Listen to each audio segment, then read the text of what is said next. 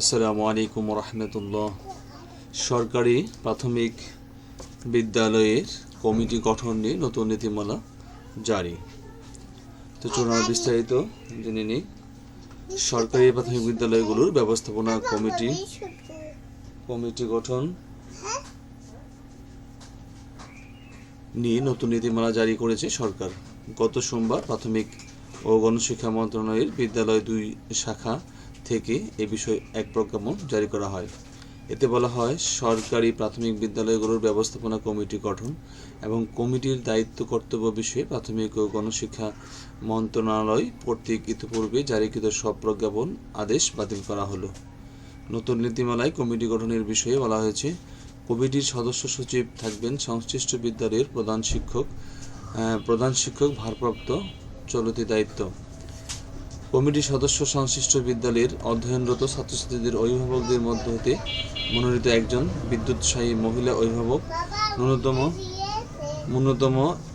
ন্যূনতম SSC pass, সংশ্লিষ্ট বিদ্যালয়ে অধ্যয়নরত ছাত্রছাত্রীদের অভিভাবকদের মধ্যে হতে মনোনীত একজন বিদ্যুৎসাহী পুরুষ অভিভাবক, ন্যূনতম এসএসসি পাস, বিদ্যালয়ের একজন জমিদাতার উত্তরাধিকারী যদি থাকেন, সংশ্লিষ্ট প্রাথমিক বিদ্যালয়ের নিকটবর্তী যে কোনো সরকারি বেসরকারি মাধ্যমিক বিদ্যালয়, এমপিওভুক্ত মাদ্রাসা, কওমি মাদ্রাসার একজন শিক্ষক, সংশ্লিষ্ট প্রাথমিক বিদ্যালয়ের সহকারী শিক্ষকদের মধ্য হতে নির্বাচিত একজন শিক্ষক প্রতিনিধি, সংশ্লিষ্ট বিদ্যালয়ে অধ্যয়নরত ছাত্রছাত্রীদের অভিভাবকদের এর মধ্য হতে নির্বাচিত 2 জন মহিলা অভিভাবক, সংশ্লিষ্ট বিদ্যালয়ে অধ্যয়নরত ছাত্রছাত্রীদের অভিভাবকদের মধ্য হতে নির্বাচিত 2 জন পুরুষ অভিভাবক, ইউনিয়ন পরিষদের সংশ্লিষ্ট ওয়ার্ডের সদস্য, পৌর এলাকার সংশ্লিষ্ট ওয়ার্ড কমিশনার, সিটি কর্পোরেশনের কাউন্সিলর, সংশ্লিষ্ট বিদ্যালয় ক্যাচমেন্ট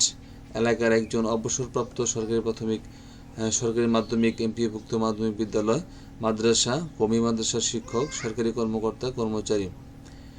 কমিটি গঠন পদ্ধতি। কমিটির সদস্য সংখ্যা সভাপতি সহ মোট 12 জন হবে। সংশ্লিষ্ট প্রাথমিক বিদ্যালয়ের প্রধান শিক্ষক ও শিক্ষক প্রতিনিধি এবং মাদ্রাসা থেকে নির্বাচিত শিক্ষক প্রতিনিধি ব্যতিরেকে অন্য সদস্যদের থেকে একজন সভাপতি এবং একজন সহ-সভাপতি নির্বাচিত হবেন।